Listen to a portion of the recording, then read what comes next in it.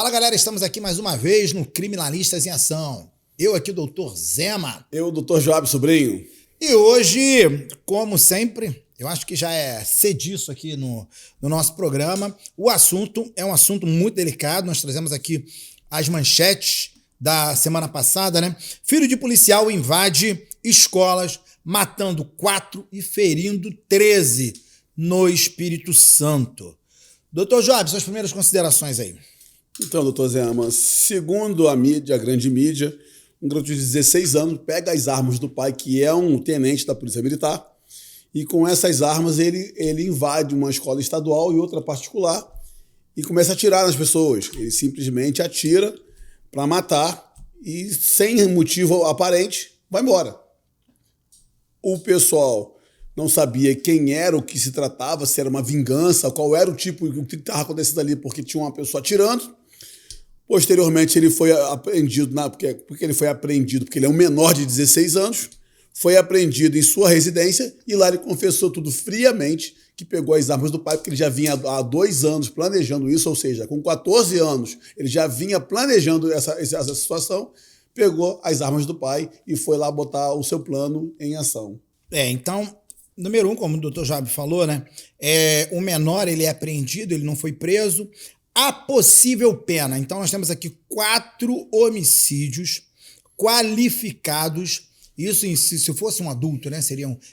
Ele, como adolescente, comete um crime análogo, um crime parecido como um crime de adulto, né? Então, aí, o ato infracional é de 4 homicídios qualificados, mais 13 tentativas de homicídio. Isso, se nós fôssemos colocar essas penas aí para um adulto, nós teríamos uma pena aí muito maior do que 100 anos de cadeia, doutor? Por aí, 100 anos de cadeia, porque, na realidade, ele seria qualificado, teria uma qualificadora e 2 causas de aumento. Seria motivo torpe e fútil, né? Se fosse ele realmente respondendo por crime.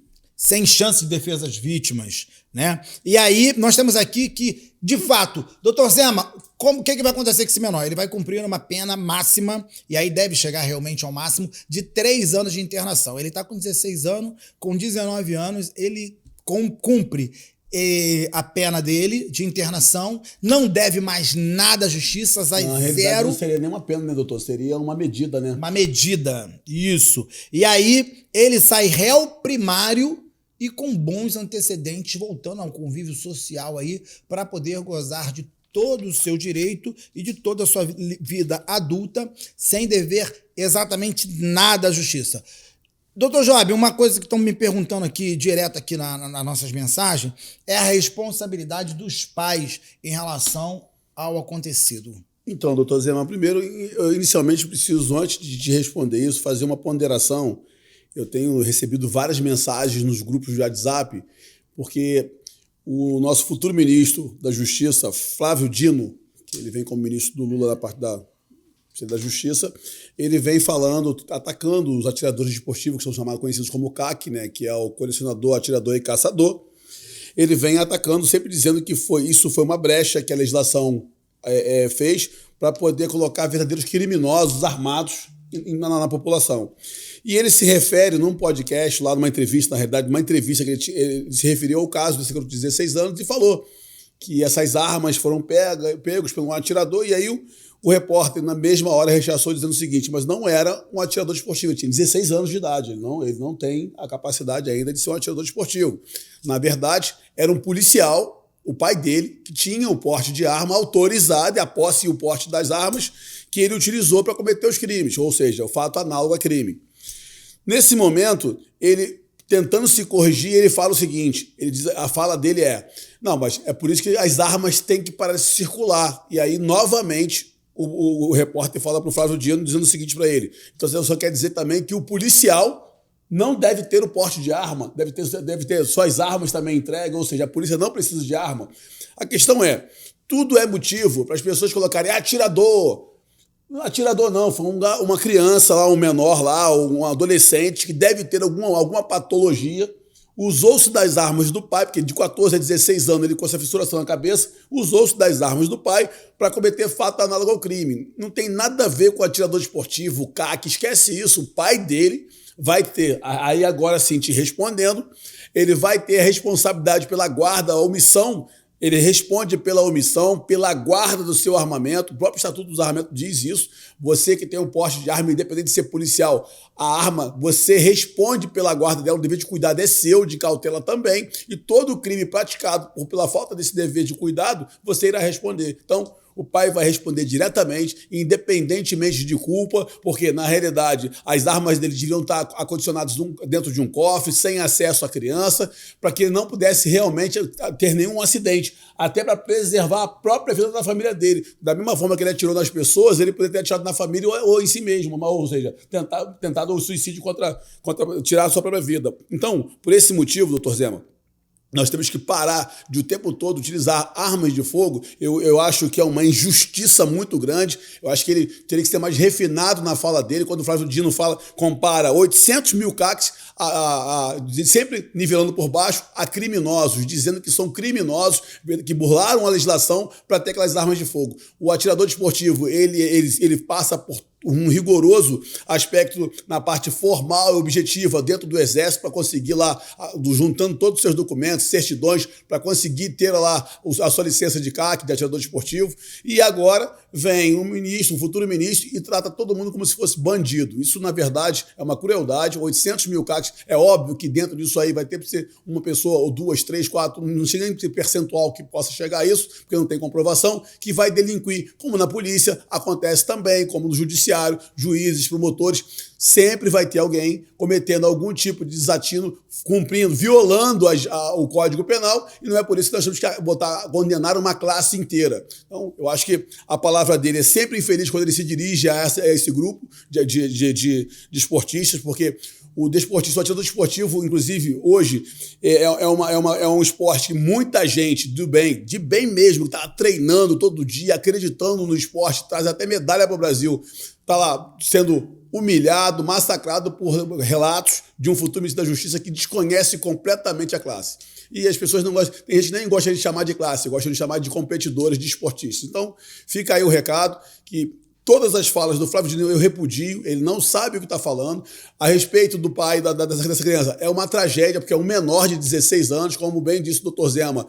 Ele vai ser internado lá, vai ser a medida de segurança, vai ser internado, ele vai ficar 3 anos, depois de 3 anos ele sai, realmente não tem nada na folha de disciplinar dele, vai poder fazer concurso público, inclusive, e as famílias aí que foram alvejadas é que perderam seus entes queridos, lamentavelmente, por essa conduta, mas o pai dele pode ser um oficial da PM, pode ser um cara totalmente renomado, de boa índole, mas não observou o dever de cuidado, de cautela, de guardar o seu armamento em lugar seguro para que não desse acesso a nenhuma pessoa. O seu filho, infelizmente, pegou as armas dele, ele irá responder por isso. E aí algumas pessoas também estão perguntando o seguinte, eu cheguei a fazer um vídeo menor para uma das minhas mídias sociais, falando sobre esse caso, e algumas pessoas falaram, mas o advogado criminalista, você está falando que como se não estivesse feliz porque daqui a 3 anos esse garoto vai estar na rua. Gente, não vamos confundir. Número 1, antes de ser advogado, eu sou pai. Eu sou chefe de família, eu sou cidadão, eu não tenho porte de arma, eu ando na rua desarmado, minhas filhas, a minha esposa está na rua. E nenhum pai quer que, num caso extremo como esse, pelo menos a justiça não seja feita. Então, entender que um jovem ele possa matar 4 pessoas, ferir 13, e daqui a 3 anos esse jovem ele não seja responsabilizado, ou seja, a pena dele ou a medida socioeducativa que vai ser implementada seja de 3 anos, a gente entende que, número 1, é um recado que a própria legislação está dando para a comunidade, está dando para a sociedade, de que delinquir nessa fase de idade é algo bom, é algo que não tem um preço. Ou seja, essa impunidade, ou essa punidade, ou essa punição branda que a lei tem, ela não contribui pro seio social, ela não contribui para uma sociedade melhor. Então, como criminalista, por óbvio, a gente não fica aqui querendo que mais punição, mais pena, mais punição, mas eu, particularmente, como chefe de família, eu entendo que a medida, né, ela não é proporcional, nesse caso, ao dano que foi cometido. Então, assim, com muito cuidado eu trago isso, porque nós, criminalistas, a gente não está aqui para poder ficar pedindo endurecimento de lei, né? porque muitas das vezes essas leis nós iremos questionar nos tribunais, e também a gente entende que esse menor provavelmente sofre de alguma patologia. É impossível que uma pessoa, um jovem equilibrado, né, ele vá planejar durante 2 anos assassinar várias pessoas. Então, provavelmente, ele deve ter algum tipo de distúrbio que também vai ter que ser tratado isso, né?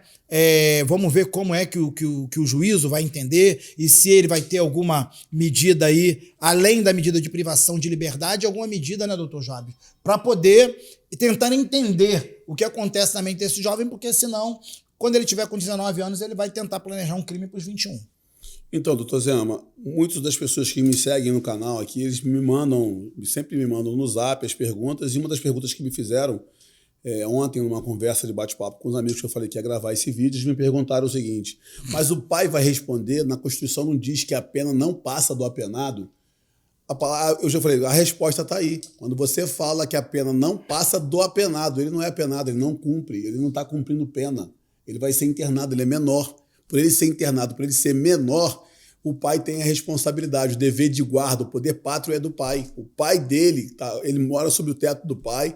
O dever de cautela das armas que foram utilizadas é do pai. Se ele tivesse pego uma arma fria, o pai já responderia por ter o poder pátrio, por ser o pai, estar ali sob o controle da família. Dirá ele pegar a própria arma do pai, que tem o dever de guarda daquelas armas. Então, assim, a resposta está ali. Realmente a Constituição diz, a pena não vai passar do apenado, não vai transcender, ou seja, uma pessoa maior da sua família, seu pai comete um crime, você não vai responder pelo crime cometido pelo seu pai, se você não teve participação nenhuma. Entretanto, se for um menor, ele não tem pena, ele não é apenado, ou seja, ele tem uma internação, uma medida de internação. Por esse motivo, o responsável pelaquela criança responde na área criminal pela omissão dos crimes praticados, porque ele foi omisso, e responde também na área civil com as futuras indenizações.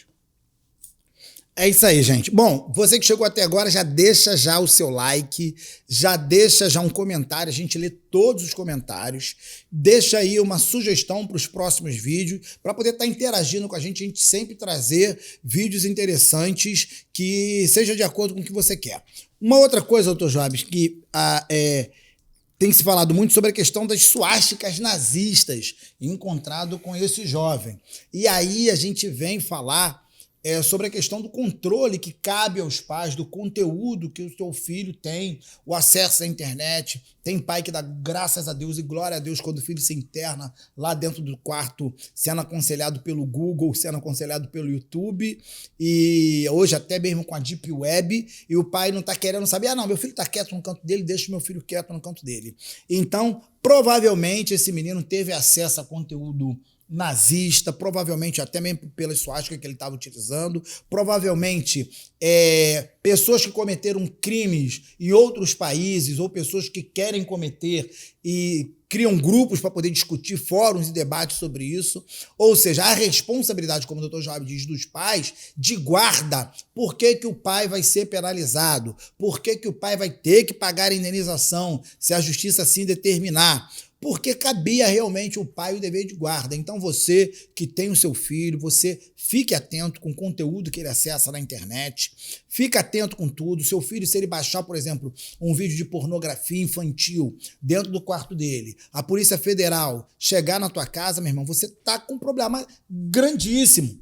Então, assim, você que é pai, você tem um dever de cuidar, o pátrio poder, cabe a você, então por isso que a responsabilidade nesse caso, ela chega à pessoa do pai e dos pais. Então tomem cuidado com toda essa nossa dica aqui de hoje, com todo o conteúdo que teu filho está acessando, o que teu filho está fazendo. Tenta conversar com teu filho. Se você notar algum tipo de patologia clínica, algo diferente, uma criança muito retraída, tenta levar no psicólogo, pergunta ao psicólogo se tem algo errado e tentar entrar mais no mundo do teu filho para não ser surpreendido. Uma família completamente destruída, junto com mais aqui 4 famílias que perderam e mais 13 famílias aqui que sofreram tentativas de homicídio. Um crime terrível. Doutor Zema, eu vou trazer agora para as pessoas uma experiência que eu vivenciei no direito criminal e que as pessoas muito falam, cuidado com o conteúdo da internet, falam sempre cuidado com a internet, mas eu vou um pouco mais além. Eu defendi um oficial, era um coronel, inclusive, da PM. O filho dele arrumou um problema seríssimo na porta de um colégio, ou seja, ele estava com uma namorada, e aí chegando nesse colégio, parece que um garoto deu em cima dela, passou a mão nela, foi uma coisa assim que o rapaz se sentiu ofendido por conta da namorada, foi comprar o barulho lá da namorada, tomou um soco na cara, e aí foi até a sua residência, pegou a arma do pai e atirou no rapaz. E aí o pai respondeu. Só que tem um detalhe.